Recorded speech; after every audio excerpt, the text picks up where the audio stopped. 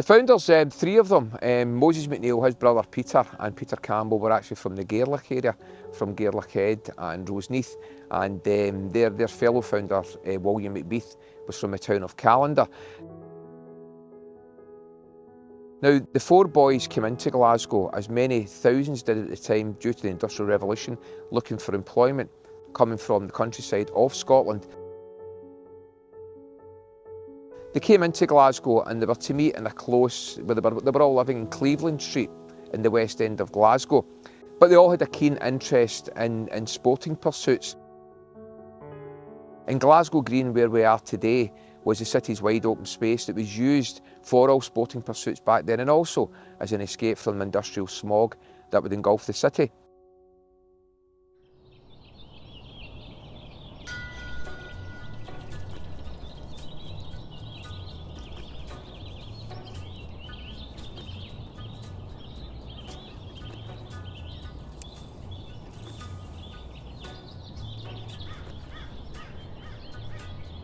We know the founders were very keen on the sport of rowing back in Gers, and referring to Willie Dunlop's wonderful article that was written for the SFA handbook, Willie hints heavily in that they actually had their own rowing club, and that it was this they turned to in an effort to keep fit if they were injured. So they very much kept alive the love of rowing when they came into Glasgow.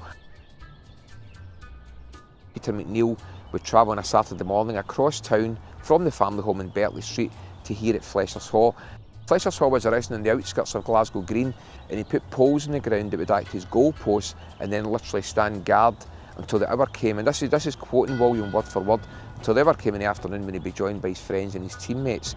So Peter took it upon himself, and that must have been quite a daunting task back then for a teenager to stand in this spot, just to ensure that Rangers was somewhere decent to play those first few matches. Well, the first game was against Callander. Incredibly, that first match was to end 0-0. Also here at Fleshers Hall later that season, Rangers were to play Clyde, which a game that should have won 11-0, and that game saw Rangers wear the blue jersey for the first time. Then Rangers moved to the West End, where the boys had settled, to Burnbank, and we took up a lease there till 1875, and then we moved south of the river for the first time to Canning Park. It was then we made the move along to Ibrox for the first time. So Rangers led very much a nomadic existence in the first few years, but it was all to start here at Fleshers Hall. When the new Sportive Association first came into the city, there was a lot of clubs formed, but there was a lot of clubs went to the wall very quickly. And that was what's fascinating more than anything else about the boys who formed Rangers.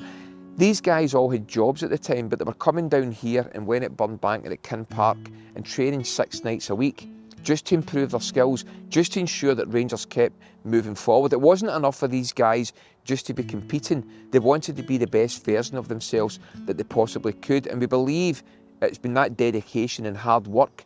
Well, then he kind of disappeared and he retired back to the Roseneath area from where he'd been born and bred, and that was where he spent his final days.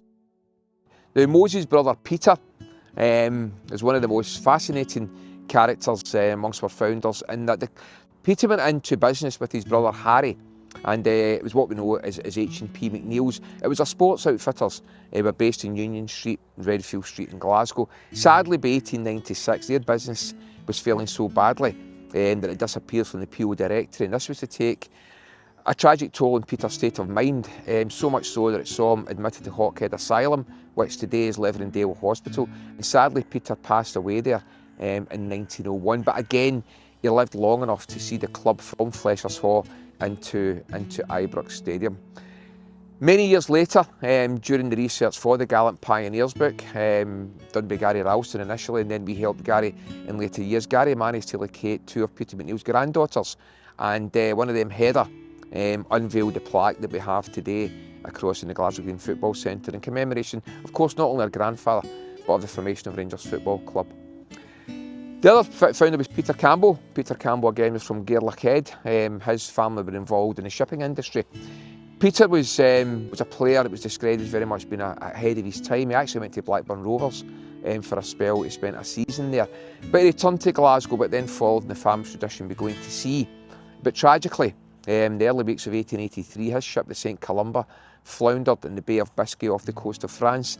And Peter died aged only 25. Sadly, he didn't see what had been born here in Flesher's Hall growing into that worldwide institution. But we placed a plaque through our Restoration of Rangers Graves project. We placed a plaque commemorating Peter Campbell's contribution at Penarth Pier in South Wales a few years ago, to highlight again the contribution that he'd made. And the fourth founder, as I said, William McBeath, was from the town of Callander. Willie again had a tragic life, but I suppose a highlight of Willie's career would have been that he was voted in as president of the club when only 17 years of age, which was quite incredible to think back in it now, taking up that position of responsibility. Willie played in the first match here against Callander, which ended 0-0, again referring back to that article by William Dunlop. Willie said that Willie McBeath was given man of the match, but then he spent a week in bed recovering due to his exertions, so he must have been pretty much full on. Again, William drifted from the football club and went south and got involved in a couple of businesses which were sadly to fail, and this saw him spending his last days in Lincoln, in and out of a workhouse where he was to sadly die in 1917. William McBeath was sadly buried in a pauper's grave. There was no one there to actually claim him. But again, through his research, Gary Ralston managed to locate the unmarked grave of William McBeath, and since then a group of fellow Rangers supporters raised funds and placed a stone on William McBeath's grave. So that is the story of the four founders. They were all here as kids and kept pushing to make sure Rangers kept moving forward. So sadly, a couple of them lost their lives early.